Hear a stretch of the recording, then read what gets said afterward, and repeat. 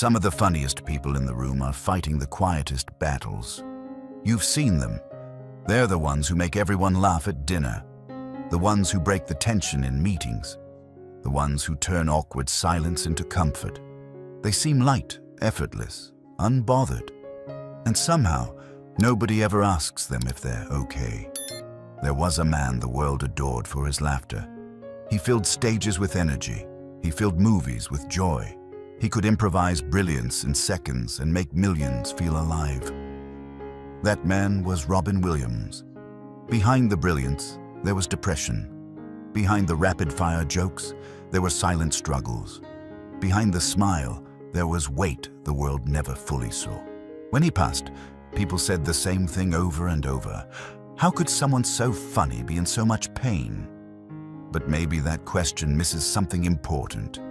Maybe humor and pain are not opposites. Maybe sometimes they grow from the same place.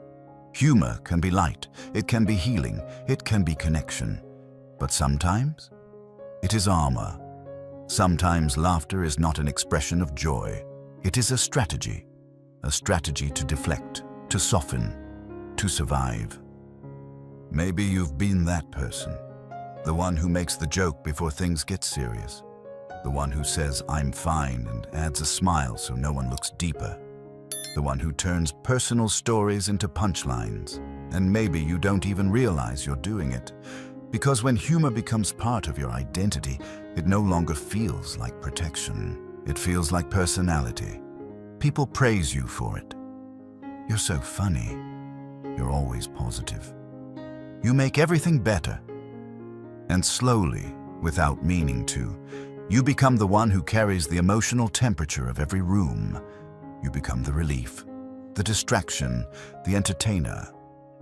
But here's the quiet truth. When you are always the one who makes others comfortable, no one thinks to check if you are comfortable. When you are always the strong one, no one imagines you might be tired. When you are always laughing, no one expects tears, and over time, something subtle happens.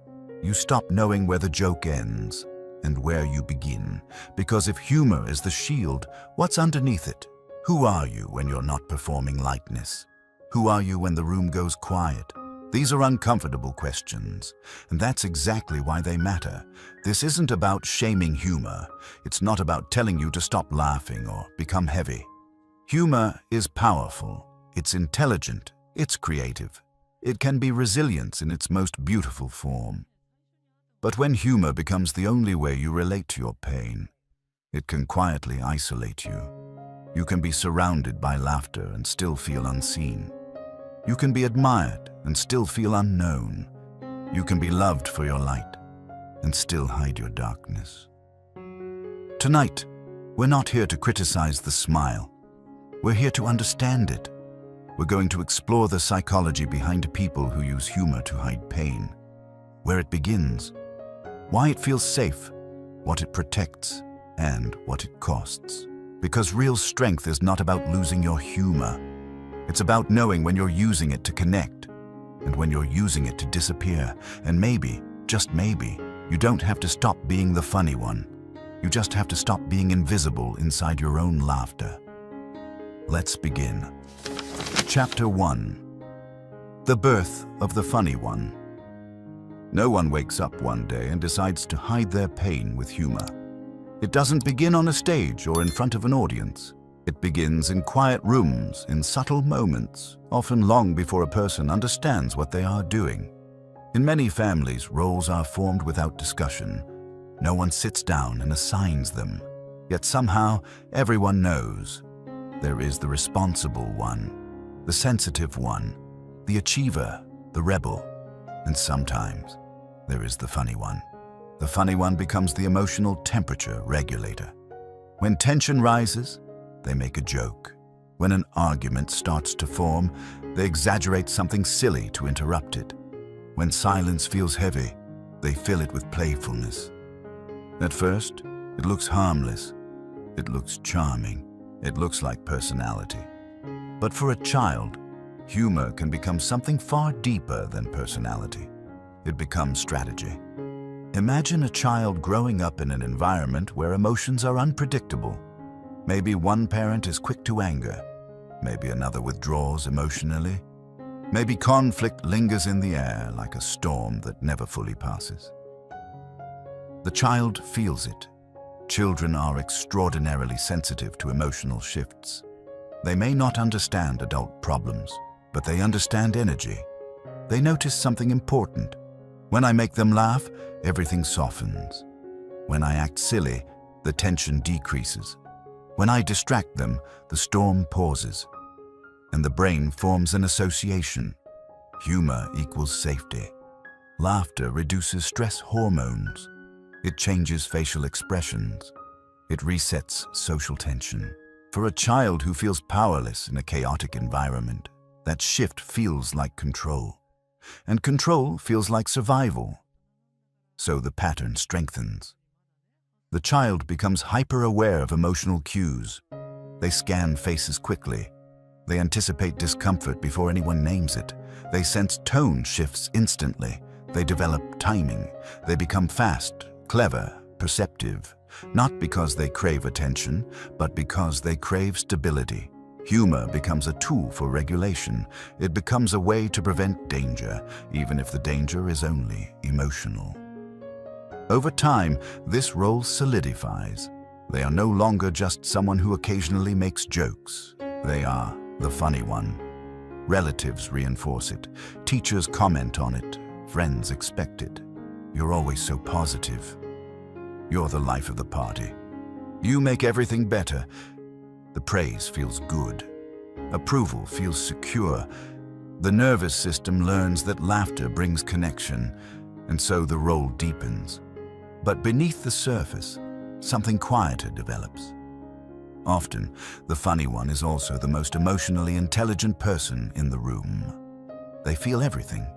They detect subtle discomfort. They notice when someone is hurt before that person speaks. They understand how fragile emotional spaces can be. Yet instead of expressing their own feelings, they manage everyone else's. Their attention goes outward. How can I lighten this? How can I reduce tension? How can I keep things smooth? This outward focus becomes identity. And here is where psychology becomes important. When love feels connected to performance, the mind adapts. If being entertaining makes you accepted, you begin to equate humor with belonging. If being light prevents criticism, you associate playfulness with safety. Self-deprecating humor often grows here. A child learns to joke about their own flaws before someone else can point them out. If they say it first, it hurts less. If they laugh at themselves, others laugh with them instead of at them. It feels like control. And in childhood, it may truly be protective. But adaptations created for survival do not automatically evolve when the environment changes. What protected you at 8 years old may quietly isolate you at 38. Because adulthood requires something different from childhood. In adult relationships, constant humor can create distance. If every serious moment becomes a punchline, if every vulnerable sentence gets softened with sarcasm, intimacy struggles to form. People may love your humor. They may admire your lightness. They may feel energized around you, but they may not truly know you. And that difference matters. The funny one often carries a silent fear. If I stop being this version of myself, will people still stay? If I am not entertaining, am I still valuable? If I am quiet, am I still lovable? These fears are rarely spoken. They are rarely even conscious, but they influence behavior deeply. Identity built from survival carries pressure. Pressure to always be on. Pressure to maintain the mood. Pressure to avoid heaviness. When the room grows silent and you do not fill it, discomfort appears. When someone asks a serious question, the instinct is to deflect, not because you do not feel deeply, but because feeling deeply without armor feels exposed. The irony is powerful. The funny one is often deeply sensitive. They understand pain well, they understand awkwardness, they understand discomfort, yet they rarely turn that same compassion inward. They know how to soothe others. They do not always know how to sit with themselves. This chapter is not about blaming childhood or labeling humor as unhealthy. Humor is intelligent. It is adaptive. It is creative. For many, it was a brilliant survival response. But survival mode is not meant to be permanent. At some point, growth asks a gentle question: is this role still protecting me, or is it preventing me from being seen? The birth of the funny one was not accidental. It was strategic. It was perceptive. It was brave. But adulthood offers a new possibility. You can still be funny. You can still be light. You can still bring warmth into a room. The difference is this: you no longer have to earn safety through laughter. And that shift begins not by abandoning humor, but by understanding why it was born in the first place. Chapter 2. Humor as a defense mechanism. Not all humor is the same. Some humor connects people, some humor protects people, and some humor hides people. Psychology has long recognized humor as a defense mechanism. In fact, compared to other defenses like denial, aggression, or withdrawal, humor is considered one of the more socially acceptable ones. It looks healthy, it sounds intelligent, it even earns admiration. But the question is not whether humor is good or bad. The question is, what is it protecting? Defense mechanisms are unconscious strategies the mind uses to reduce emotional discomfort. When something feels threatening, rejection, shame, sadness, vulnerability, the brain acts quickly. It does not ask for permission. It seeks relief. For many people, humor becomes that relief. Instead of saying, "that hurt," they say something witty. Instead of admitting, "I feel insecure," they laugh at themselves first. Instead of sitting in awkward silence, they make everyone else comfortable. This is not manipulation, it is regulation, but regulation can become avoidance. One of the most common forms of defensive humor is self-deprecating humor. It sounds humble, it sounds charming, it sounds self-aware. I'm a disaster. I'll probably mess it up. Don't expect much from me. Everyone laughs. It seems harmless. But beneath the joke, there is often a subtle strategy. If I lower myself first, you cannot push me down. If I expose my weakness before you notice it, I stay in control of the narrative. It feels safer to laugh at yourself than to risk someone else doing it seriously. Another form is sarcasm. Sarcasm is clever. It creates distance. It allows someone to say something true, but indirectly. For example, instead of saying, "that comment bothered me," someone might respond with exaggerated humor. "Oh sure, I love being criticized. It's my favorite hobby." Everyone laughs. The moment moves on.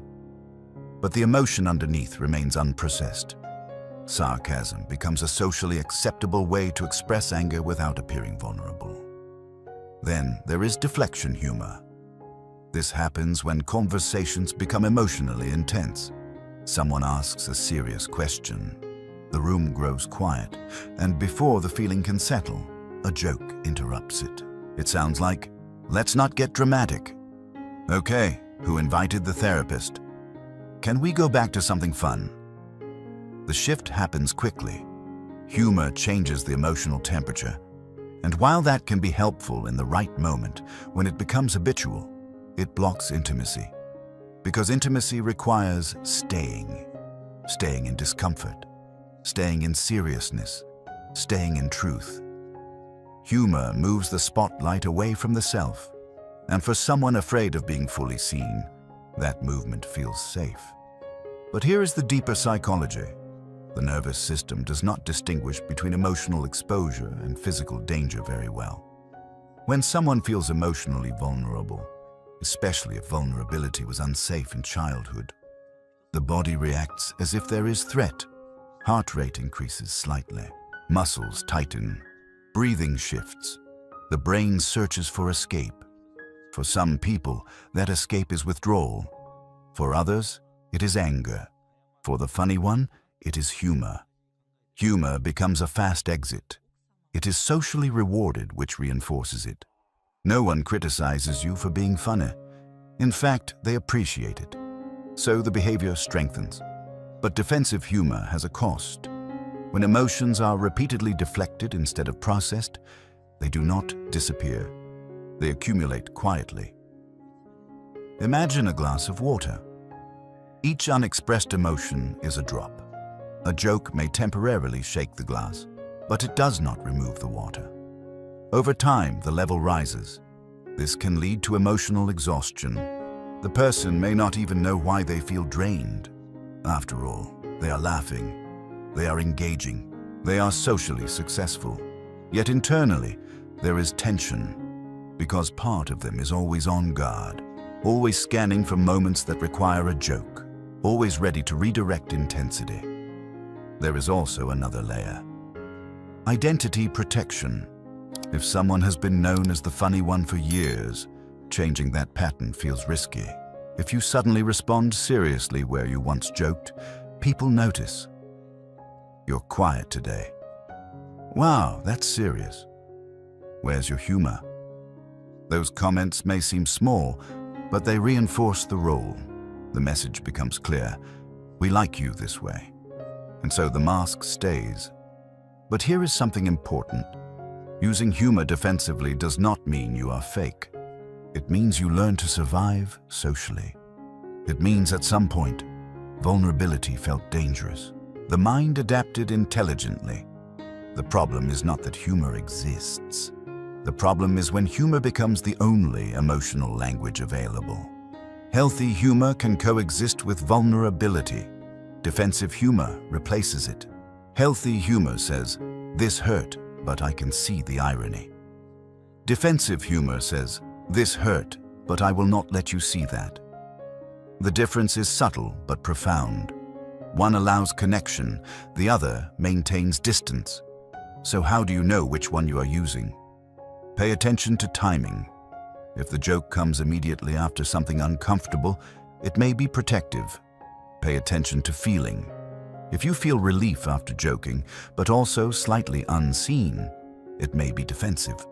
Pay attention to repetition. If serious conversations rarely last long around you, humor may be interrupting intimacy. None of this requires judgment. Awareness is enough for now. Because once you see the pattern, you have choice. You can still use humor. You can still be light. You can still bring joy into rooms. But you can also pause before the punchline. You can let one honest sentence exist without covering it. You can allow someone to respond to the real emotion, not just the performance. And that small shift changes everything. In the next chapter, we will explore something even deeper, the fear beneath the humor. The fear that if the laughter stops, acceptance might stop with it. And that is where the real healing begins. Chapter 3. The fear of being truly seen. Behind defensive humor, there is almost always a deeper fear. Not the fear of failure, not the fear of embarrassment, but the fear of being truly seen. To be seen is to be known. To be known is to be exposed. And to be exposed, for some people, once meant being hurt. If vulnerability was ignored, mocked, punished, or dismissed in childhood, the nervous system remembers. Even if the conscious mind has moved on, the body holds the pattern. So when someone asks a real question, how are you really doing? Did that hurt you? Why did you react that way? Something tightens inside. There is a split-second decision. Stay or escape. For the person who uses humor to hide pain, escape is smooth, elegant, socially approved. A joke, a playful exaggeration, a witty redirection. The moment shifts, the room relaxes. No one pushes deeper, but what just happened? An opportunity for connection quietly closed. The fear beneath this pattern is often invisible. It sounds like this. If I let you see how much that affected me, you might think I'm weak. If I show you how sensitive I am, you might lose respect. If I admit I'm struggling, you might not know how to handle it, and you might leave. So humor becomes camouflage. You stay visible, but only partially. People see your personality, they see your energy, they see your timing, but they don't see your ache. And over time, this creates a strange experience. You can be surrounded by people who enjoy you and still feel profoundly alone. Because connection requires depth, and depth requires risk. When someone constantly diffuses seriousness, relationships remain surface level. Conversations stay playful. Emotions stay filtered. Even romantic relationships can feel slightly off balance. You may be adored for your lightness, but unseen in your heaviness. And heaviness is part of being human. There is another layer to this fear. Identity. If you have always been the funny one, stepping outside that role can feel destabilizing. It can feel like breaking a contract you didn't know you signed. People expect your humor, they anticipate it, they rely on it. So what happens if one day you respond differently? What happens if instead of joking you say, "That actually hurt me"? Silence may follow, not because you did something wrong, but because the script changed, and change feels uncomfortable for everyone. For someone whose nervous system equates comfort with safety, that silence can feel dangerous, so the pattern repeats. Back to humor, back to ease, back to control. But here is the hidden truth. Being seen does not require losing your humor. It requires letting someone see you without it, even briefly. The fear of being seen often connects to shame. Shame is the belief that if people saw the real me, not the entertaining me, they would find something lacking, too emotional, too needy, too intense, too much. So humor regulates how much of you enters the room. You control the dosage. You give people your wit, but not your wounds. You offer laughter, but not longing. And yet, there is often a quiet desire beneath it all. The desire to be known without performing, to sit in a room without having to manage it, to be quiet without someone asking, "What's wrong? You're not yourself." Because maybe silence is also you. Maybe seriousness is also you. Maybe depth is also you. The fear says, if I stop being entertaining, I lose my place. But maturity reveals something different. Your place was never dependent on performance. It was dependent on presence. Presence is not about energy. It is about authenticity. And authenticity feels risky only when your early experiences taught you that being real was unsafe. This is why healing this pattern requires compassion. You're not dramatic. You're not fake. You are not attention-seeking. You adapted. You found a way to navigate emotional spaces efficiently. You learned how to keep things smooth. That skill is powerful, but it becomes limiting when it replaces honesty. The turning point comes with awareness. Notice when someone asks a serious question and your first instinct is to joke. Pause. Notice the slight discomfort in your chest. Notice the urge to redirect. Instead of immediately escaping, try something small. One honest sentence. Not a speech, not a breakdown, just a sentence. Actually, that did bother me. I laugh about it, but it was hard. I don't usually talk about this, but you may feel exposed, but exposure is not the same as danger. In healthy environments, exposure leads to connection, and connection is what the nervous system was seeking all along. Humor is not the enemy. Avoidance is. The goal is not to become serious all the time. It is not to remove your light. It is to expand your emotional range. To be funny when you want to be funny. To be deep when you want to be deep. To let people see you not just as the entertainer, but as the whole person. Because when laughter is the only language people know from you, they cannot respond to your silence. And sometimes, healing begins in silence. In the next chapter, we will explore what happens when laughter consistently replaces vulnerability and how that slowly shapes relationships over time. Chapter 4. When laughter replaces vulnerability. There is a difference between sharing a laugh and hiding behind one. Laughter can bring people closer. It can create warmth, soften conflict, and transform pain into perspective. But when laughter consistently replaces vulnerability, something subtle begins to erode. Not loudly, not dramatically, quietly. Vulnerability requires stillness. It requires slowing down long enough to let emotion breathe. It asks you to remain in the room when the air feels heavy. Humor does the opposite. Humor accelerates. It shifts energy. It moves attention. It creates relief. Relief feels good. Relief feels safe. But growth rarely happens in relief. Imagine a moment where someone you care about says something that stings. Perhaps they criticize you. Perhaps they forget something important to you. The feeling rises. Disappointment, maybe even hurt. Instead of saying, "That actually hurt," you smile and respond with something playful. "Oh wow, thanks for that. I needed the confidence boost." Everyone laughs. The moment dissolves, but the hurt does not. It goes underground. When this becomes a pattern, vulnerability never gets a chance to exist. Emotional honesty is replaced by emotional choreography. The performance continues, but the truth remains unspoken. Over time, relationships adapt to the version of you that you present. If you always respond lightly, people assume lightness is enough. If you never linger in seriousness, others stop trying to reach it. This is how emotional distance forms.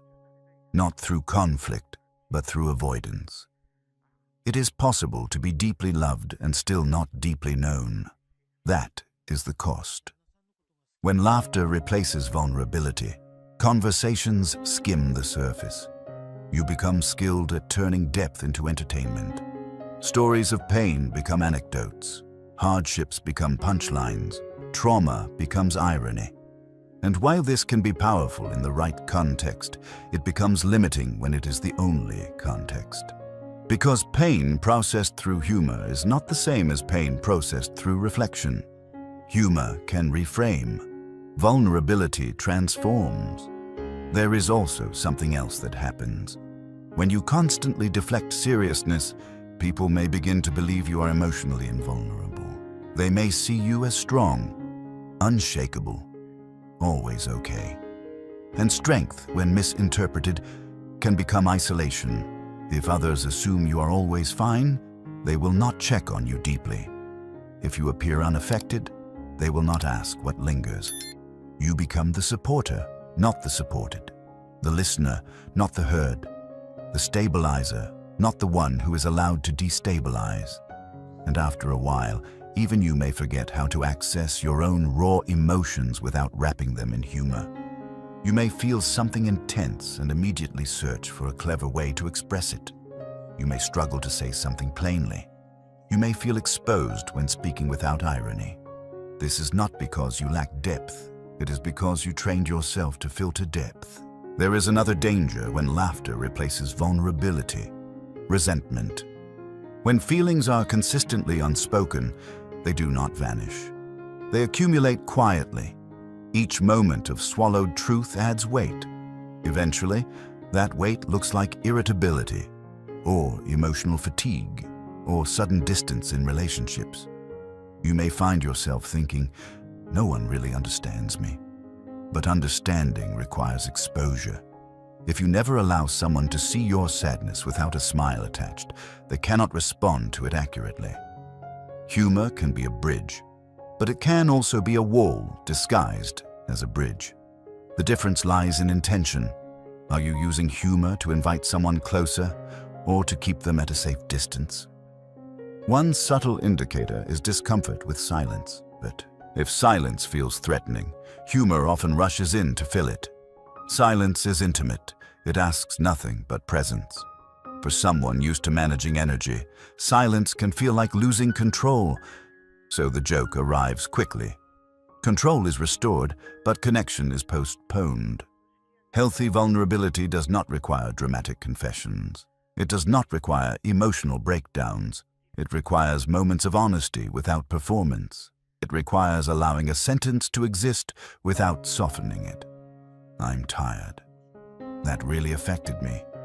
I'm not sure how I feel yet. These are simple sentences. But for someone who hides pain behind humor, they can feel enormous because they remove the mask, even briefly. When laughter replaces vulnerability, emotional growth slows. You may understand your pain intellectually, even joke about it cleverly, but not truly process it. Processing requires feeling. Feeling requires staying. And staying requires courage.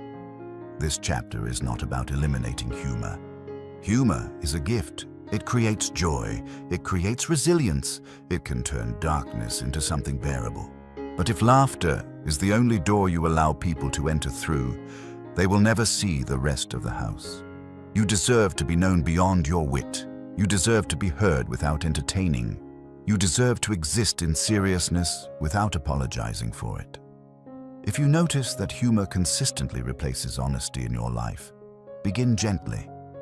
You do not need to change overnight. You do not need to abandon what makes you warm and engaging. Simply experiment with allowing one vulnerable moment to remain unedited. Notice what happens. You may discover something surprising. The world does not collapse when you are real. In fact, the right people lean closer, because beneath every laugh is a human being longing to be understood. And understanding begins where performance ends. In the next chapter, we will explore the hidden cost of always being the entertainer, the emotional toll that often goes unnoticed, even by the person carrying it. Chapter 5. The hidden cost of always being the entertainer. Being the entertainer feels powerful. You can shift the mood of a room in seconds. You can dissolve tension with a sentence. You can turn discomfort into laughter. People gravitate toward you. They remember you. They feel lighter around you. From the outside, it looks like a gift. And it is. But every gift, when overused, becomes a burden. The hidden cost of always being the entertainer is not obvious at first. It does not appear as crisis. It appears as fatigue. Emotional fatigue. Because when you are the one who manages energy, you are rarely off duty. You scan the room constantly. You sense awkwardness before others name it. You anticipate conflict before it escalates. And without even realizing it, you take responsibility for the atmosphere. Responsibility is heavy, even when it comes with laughter. Imagine going into every social situation with an unspoken job. Keep things smooth. Keep things light. Keep people comfortable. That is labor, and emotional labor drains quietly. After gatherings, you may feel exhausted in a way you cannot explain. You are laughing, you are talking, you are engaging, and yet when you return home, there is a strange emptiness, because you were performing energy, not necessarily living in it. Another cost is invisibility. When you are known as the strong one, the funny one, the easygoing one, people stop imagining you need help. They assume resilience. They assume stability. They assume you are fine. And you may reinforce that assumption because admitting struggle feels like breaking character. This creates a subtle isolation. You become the person others lean on, but you rarely lean back. When you do express pain, people may respond with surprise. Wow, I didn't know it was that serious. You don't seem like someone who struggles. On the surface, those statements sound like compliments, but underneath, they reveal something deeper. People only know the edited version of you. Over time, this can create identity confusion. You may begin to wonder, do people love me? Or do they love how I make them feel? Do they care about my humor or about my heart? If your value has been reinforced through entertainment, stepping outside that role feels risky. There is a quiet fear that without the jokes, you become ordinary. Without the wit, you become forgettable. But this fear often hides a painful truth. You have not given people the chance to love your full self because you have not fully shown it. There is also the cost of suppressed emotion. When feelings are consistently redirected instead of expressed, they do not disappear. They accumulate. Unprocessed sadness becomes heaviness. Unspoken frustration becomes irritability. Unacknowledged fear becomes anxiety. And because you are skilled at masking discomfort, even you may not immediately recognize what you are feeling. You may simply notice that you feel tired more often, or disconnected, or restless. You may joke about burnout while quietly living it. Another hidden cost is relational imbalance. In friendships or partnerships, if you are always the one bringing levity, others may unconsciously place you in that fixed role. They share their struggles. You comfort them. They vent. You respond with humor and perspective. But when it is your turn to need depth, the dynamic may not feel natural. Not because they do not care, but because the relationship was shaped around your lightness. Patterns become expectations, and expectations become identity cages. There is also something deeper that many entertainers struggle with: the fear of stillness. When you are alone, when the room is quiet, when no one needs you to perform, what remains? For some, stillness brings peace. For others, it brings discomfort.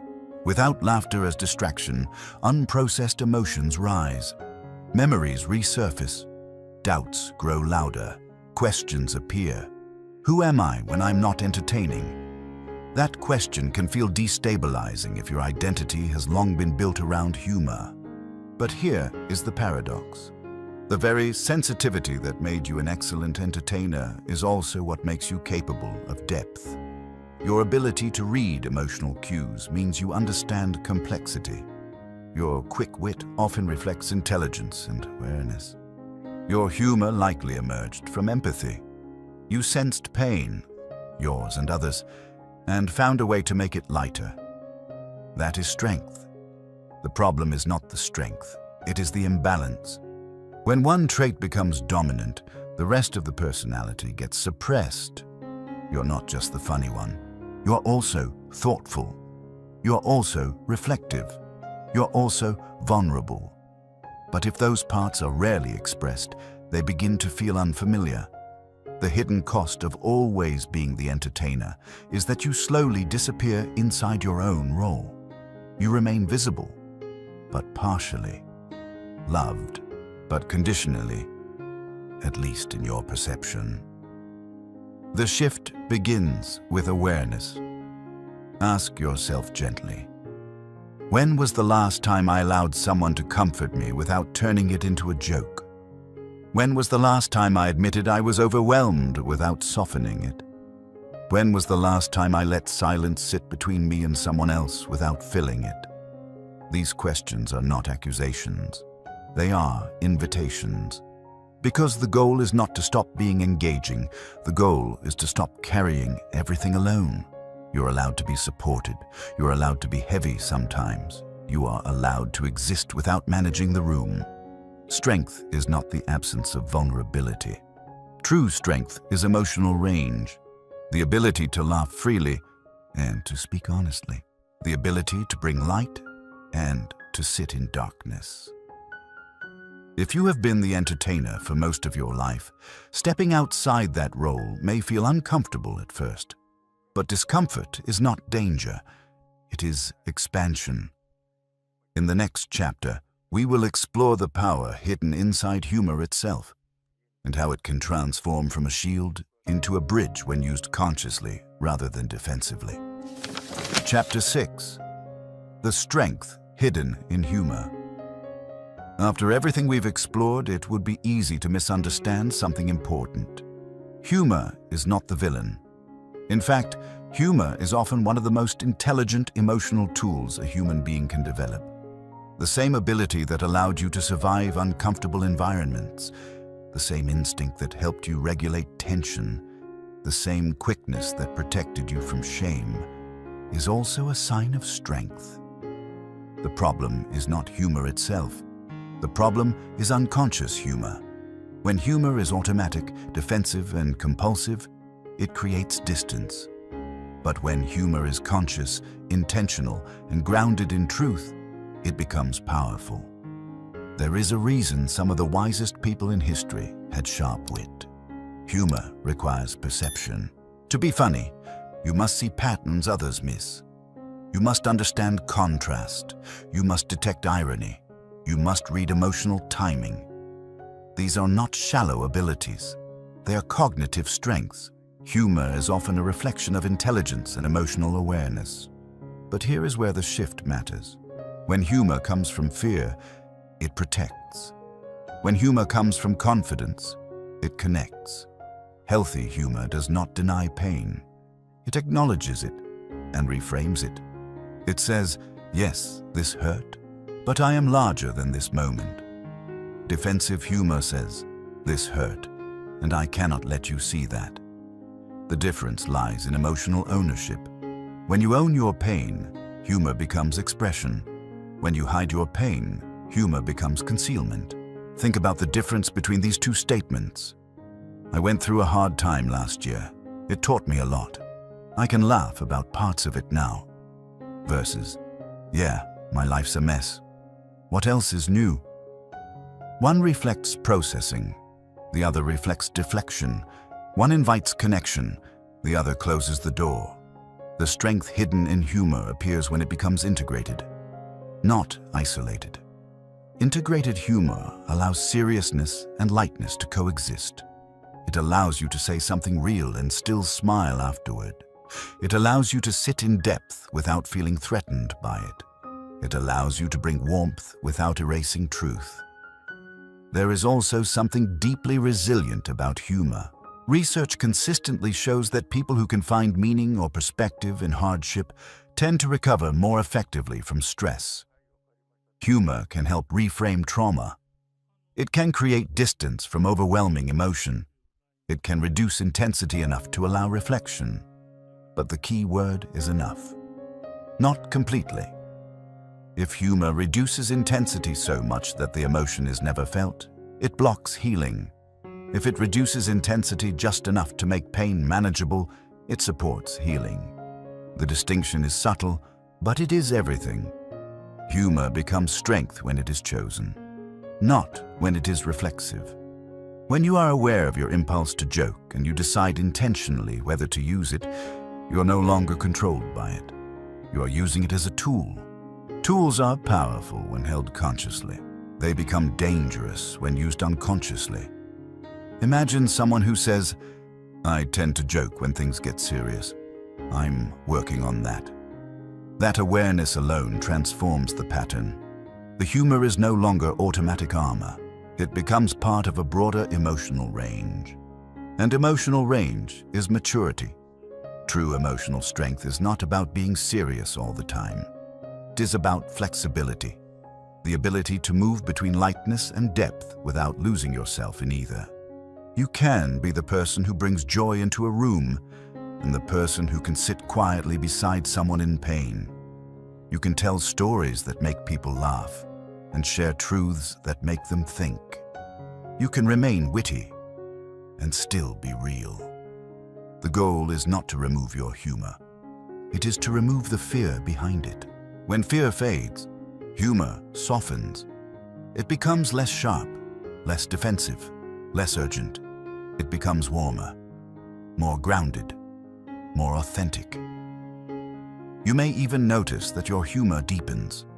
Instead of mocking yourself, you may begin laughing at the human condition in a compassionate way. Instead of using sarcasm to express anger indirectly, you may learn to say what you mean clearly and then smile naturally. The strongest people are not those who suppress pain. They are those who can acknowledge pain without being consumed by it. Humor, when integrated, becomes part of that strength. It becomes a bridge between suffering and wisdom. It becomes a reminder that even in difficulty, there is perspective. But perspective does not replace emotion. It complements it. If you have used humor to survive, honor that. It carried you through moments you might not have handled otherwise. But survival is not the same as thriving. Thriving requires expansion. It requires allowing yourself to experience the full spectrum of emotion: joy and sadness, confidence and doubt, laughter and tears. You do not lose your identity when you expand your emotional range. You refine it. The funny one does not disappear. They evolve. They become someone who laughs freely, not because they are hiding, but because they are whole. In the next chapter, we will explore how to make that transition intentionally, how to remain light without being invisible, and how to practice vulnerability without feeling exposed. Because humor is not something you must abandon. It is something you can transform. Chapter 7. Learning to be real without losing your light. Transformation does not require reinvention. If you have built your identity around humor, you do not need to dismantle it. You do not need to become serious, intense, or heavy to be authentic. You only need to expand. Expansion begins with awareness. Notice your timing. When someone asks a serious question, observe the impulse to joke. Don't suppress it. Just notice it. That impulse is old. It was built for protection. It deserves understanding, not criticism. Then create a pause. The pause is powerful. Before the punchline forms, allow yourself one breath. In that breath, ask a simple question. What am I actually feeling right now? You may discover that underneath the joke is something simple: disappointment, embarrassment, fear, sadness. You don't have to give a long explanation. You don't have to open every wound. Start small. Instead of immediately turning something into humor, try one honest sentence. That comment actually stayed with me. I joke about it, but it was hard. I don't usually talk about this, but it mattered to me. These sentences are not dramatic. They are real, and reality builds intimacy. You might feel exposed at first. That's normal. If your nervous system has long associated vulnerability with risk, your body may react with tension, but discomfort is not danger. The more you allow small moments of honesty, the more your nervous system recalibrates. You begin to learn that being real does not automatically lead to rejection. In fact, something surprising often happens. People lean in, they soften, they open up in return.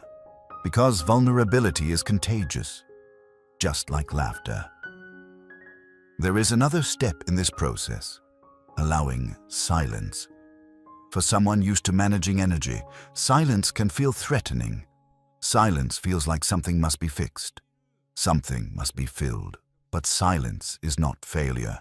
Silence is space, and space allows connection to deepen. Next time a conversation grows quiet, resist the urge to rescue it immediately. Let the moment exist. You may notice that others step in differently, or that the conversation naturally moves into depth.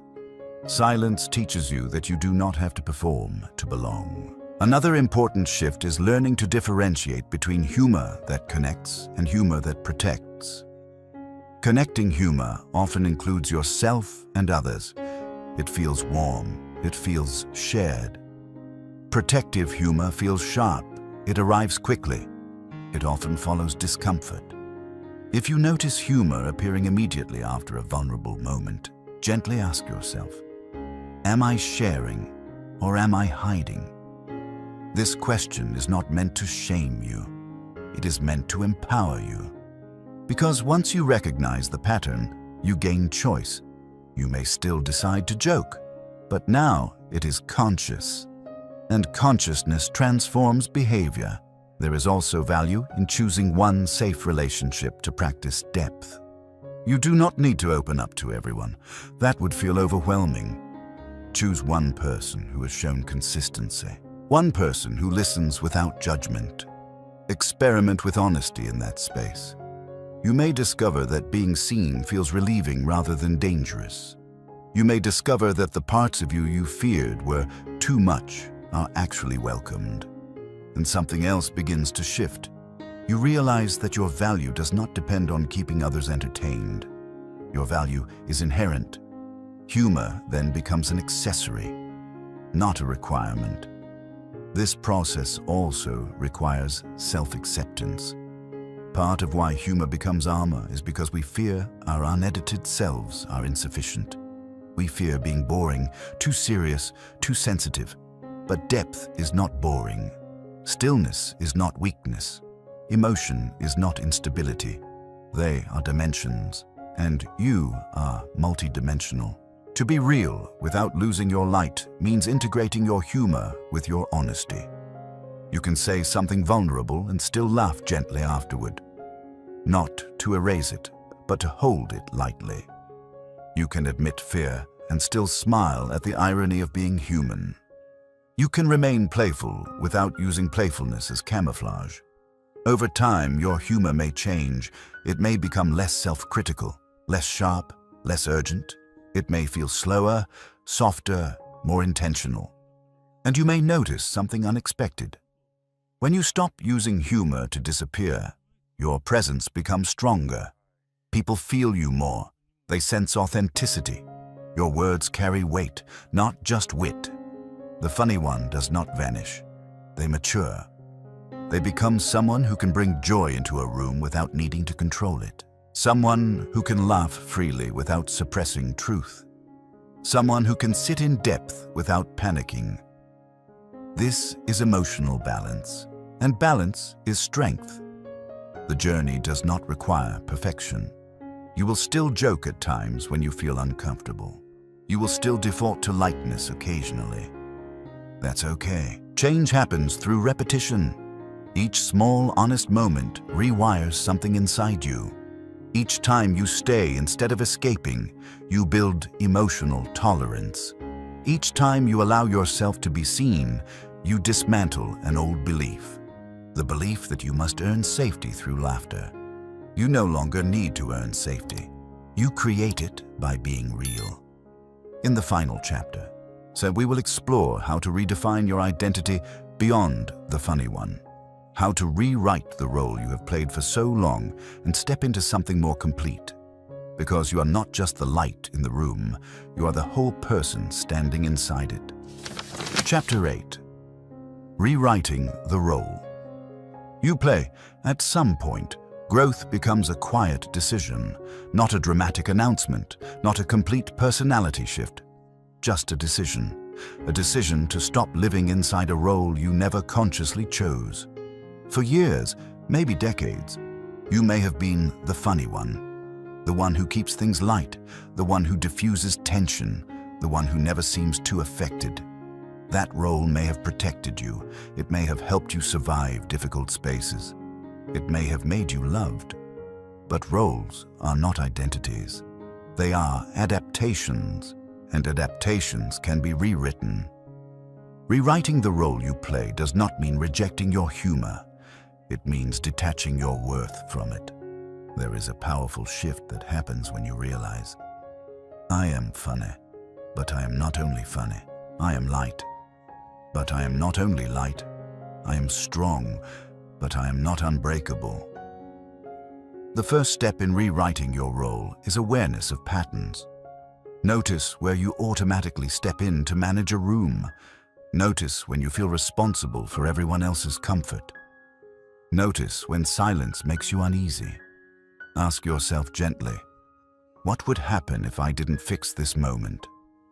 Often, the answer is less catastrophic than you imagine. People adjust. Conversations find their own rhythm. Tension resolves without your intervention. You begin to see that you are not responsible for holding every emotional space together.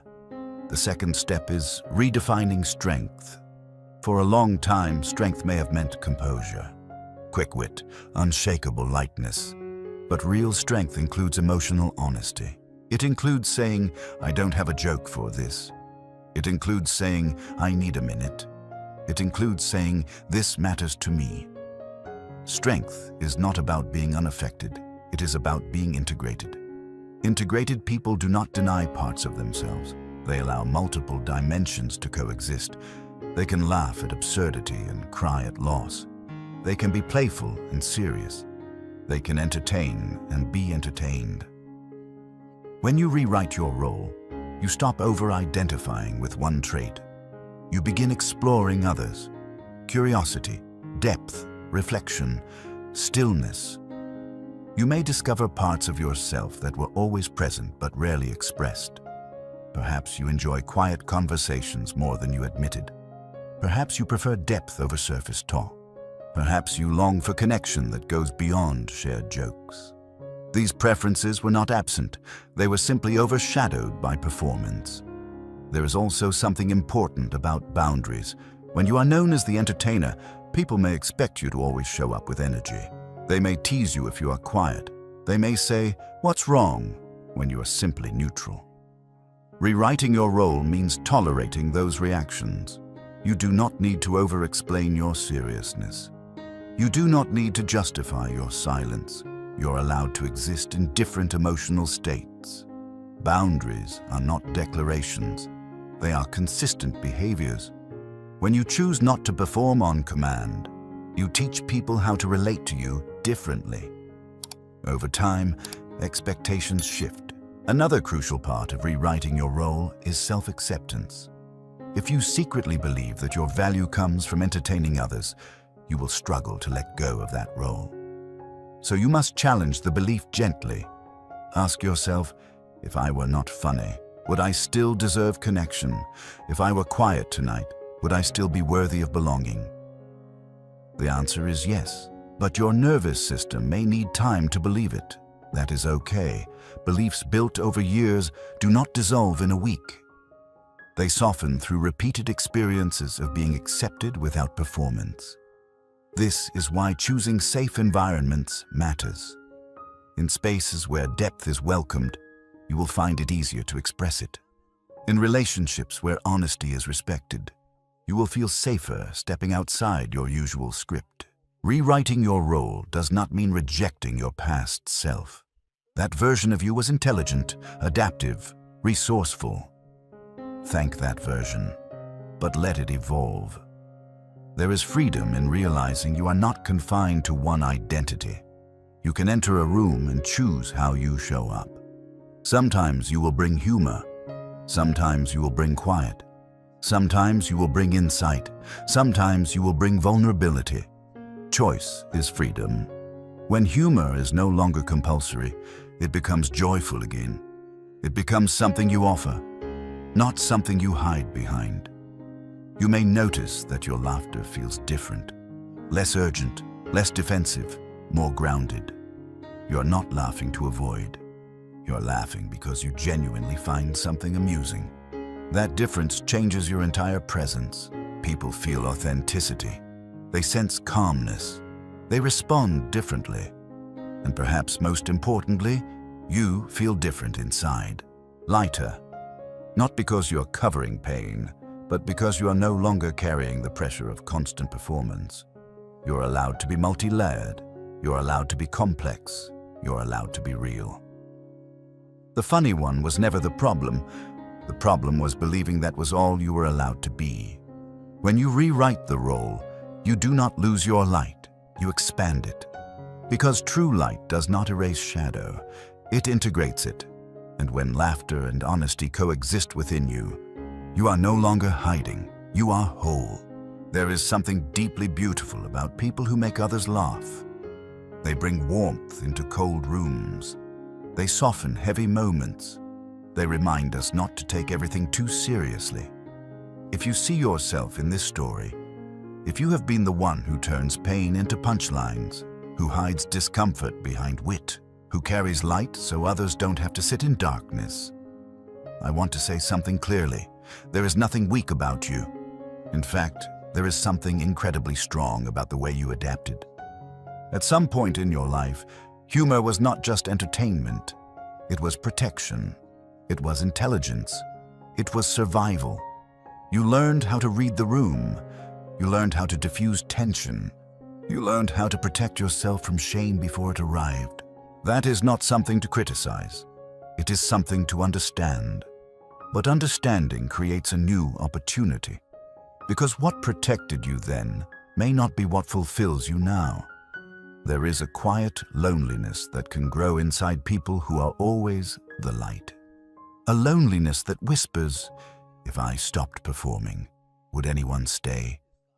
Maybe you've felt that. Maybe you've had nights where you were surrounded by laughter, yet felt strangely unseen. Maybe you've joked about your struggles while secretly wishing someone would pause and say, "No, really. Are you okay?" I believe this. You deserve to be known beyond your humor. You deserve to have someone sit with your seriousness without trying to fix it. You deserve to be listened to without needing to entertain first. You deserve to exist in your full emotional range. Humor is not the enemy, but invisibility is. And invisibility often hides inside constant performance. From my perspective, real strength is not about being the funniest person in the room. It is not about never being affected.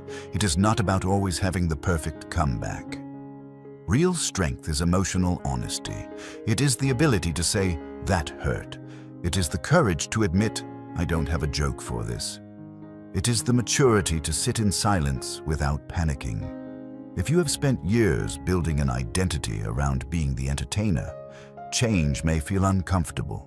You may worry that people won't recognize you, that the energy will shift, that you'll lose your place. But here is what I have seen again and again. When someone who is always light allows even a small moment of truth, the room doesn't reject them. The room respects them. The right people lean closer. The connection deepens. Because authenticity creates gravity. It draws people in. You don't have to abandon your humor to be authentic. You just have to stop using it as your only language. Let humor be part of you, not all of you. Let your laughter coexist with your depth. Let your wit sit beside your honesty. You are not meant to live as a single note. You are meant to be layered. And maybe the most powerful transformation is this. You no longer feel the need to earn safety through laughter. You no longer feel responsible for fixing every silence. You no longer feel pressured to keep everyone comfortable at the expense of your own truth. You can still walk into a room and bring warmth, but you can also walk into a room and simply be. No performance, no mask, just presence. If you take anything from this conversation, let it be this. You don't have to stop being funny. You just have to stop being invisible inside your own laughter. Allow one person to see you without the punchline. Allow one conversation to remain serious. Allow yourself one moment where you don't fix the mood. And notice that the world doesn't fall apart. Because the version of you beneath the humor is not too much. It is not too heavy. It is not too fragile. It is human. And being human, fully, honestly, vulnerably human, is far more powerful than any performance. You were never just the funny one. You were always more. And now, you get to live like it.